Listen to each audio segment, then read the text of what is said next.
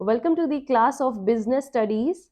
And next topic of unit 7 is your American depository receipts.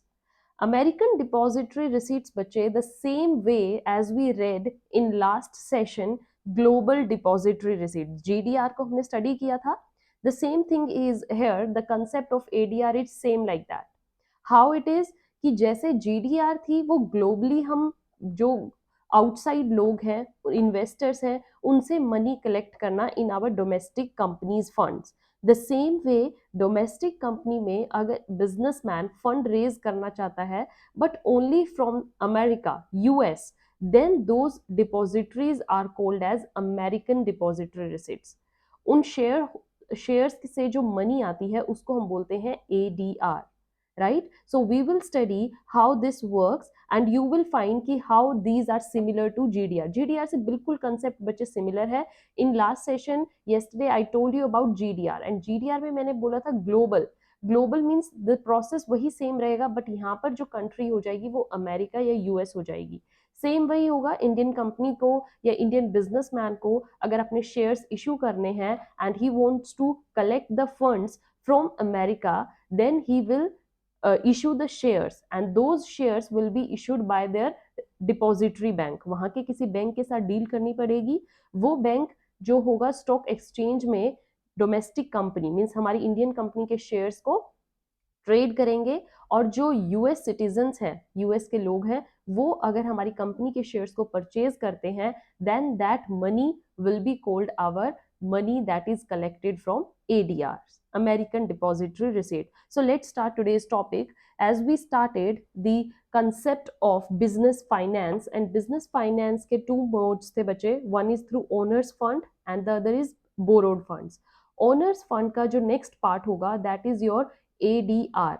ADR जो होते हैं they are the part of owners fund, right? Owners के ही funds हैं. He can raise the money through outside India, through US. So that's his wish, how he wants to collect the funds. Now these are the shares that are issued in US.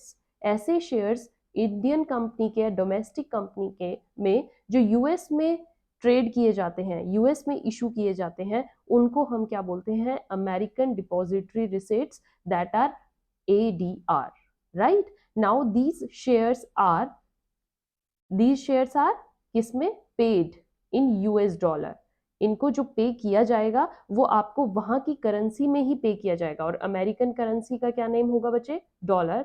That's why these shares जो हम issue कर रहे हैं US में they will be paid in US dollar. Right, and these are traded in, इनको कहां पर trade किया जाता है, US stock exchange. Like New York stock exchange का आपने काफी नाम सुना होगा. तो जो यूएस बेस्ड स्टॉक एक्सचेंजेस हैं वहां पर हमारी डोमेस्टिक कंपनी के शेयर्स को ट्रेड किया जाता है.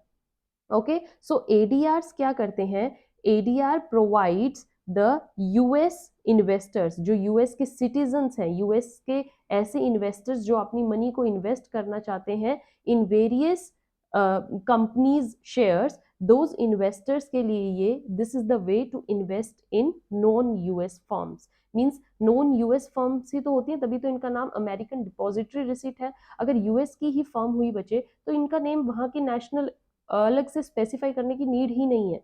वहां के सिटीजन वहीं की कंपनी के शेयर्स को वहीं से ही खरीद सकते हैं. बट अगर non US firm any overseas country want to issue their shares then they have to trade them through the depository bank and those shares will be called as, it will be termed as ADRs. Okay, now we will see how these ADR work, कैसे work करते हैं, इनकी story क्या है and how they affect our economy. So ADRs are what are helpful securities for the people of US. These are very helpful securities. How? Because it gives immense choice, immense scope to the investors of US. They can deal in various companies outside their country, right?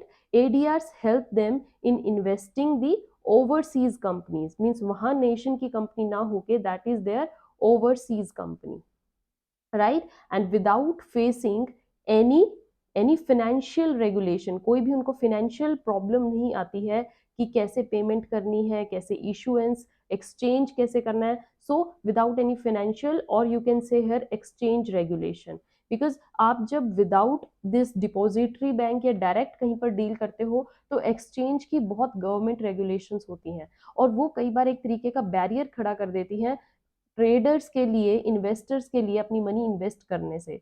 So this is the way, right way, जो आपकी problems को completely regulate करती है और इन barriers को हटाती है and give the way to invest in overseas companies, right. These American depository bank, जो अमेरिकन डिपॉजिटरी बैंक होगा मीन्स जिसके थ्रू इंडियन कंपनी अपने शेयर्स को इशू करवाएगी, वो जो होगा हमारा दिस अमेरिकन डिपॉजिटरी बैंक क्या करता है कि पार्टनर विद ओवरसीज कंपनी के साथ वो डील करते हैं, ओवरसीज कंपनी के साथ पार्टनरशिप बढ़ाते हैं और दोनों मिलके उस इन्वेस्टमेंट का फायदा लेते हैं। Okay, so now people of US will, what will people of US will receive there dividend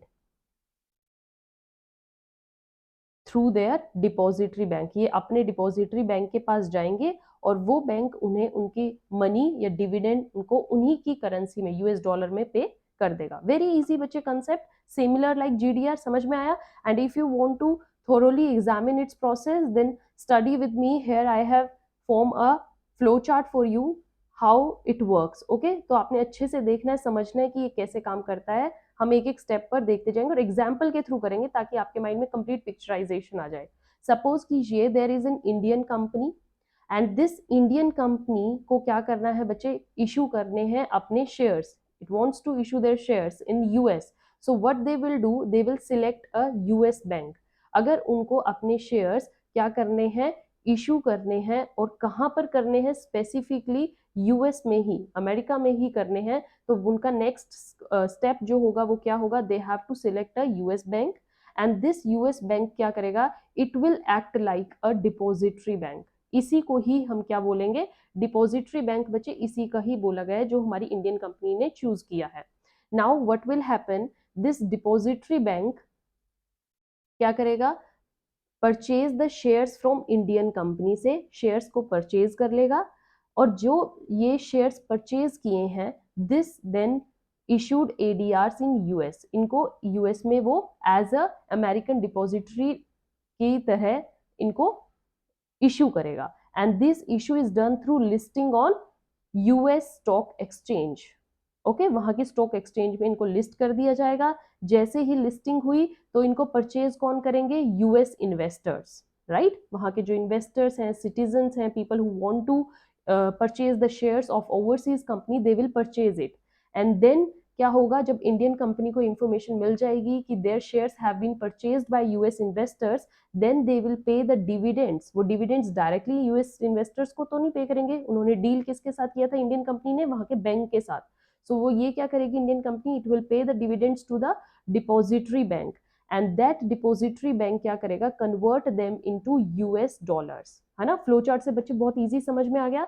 ये क्या करेंगे, convert that money in US dollar and उस मनी को क्या करेंगे फिर डिस्ट्रीब्यूट अमंग हुम, यूएस इन्वेस्टर्स, जिन्होंने वो पैसों से खरीदा था, परचेज किया था ना, so they will do that. Next thing is, अब आपको ये प्रोसेस बिल्कुल क्लियर होगा। नाउ एडीआर क्यों जीडीआर से अलग है, इसके कुछ हम टिप्स देख रहे हैं।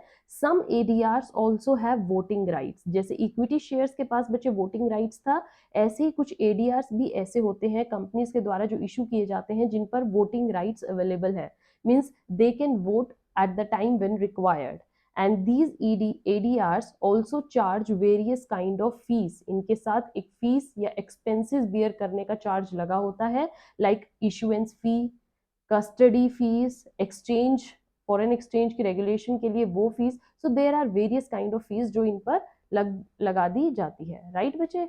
सो now I hope you got clear with this concept, American depository receipt, very very important, exam में आने के चांसेस है। जीडीआर एडीआर में बिल्कुल भी कंफ्यूज नहीं होना है, बिकॉज जो हमारा नेक्स्ट टॉपिक होगा that is your IDR, international depository receipt. So make a clear picture in your mind what are ADRs, what are GDR, and जब हम IDR करेंगे तो वो बिल्कुल आपको clear हो जाएगा। With this, I hope you enjoyed today's session. Stay tuned. Thank you.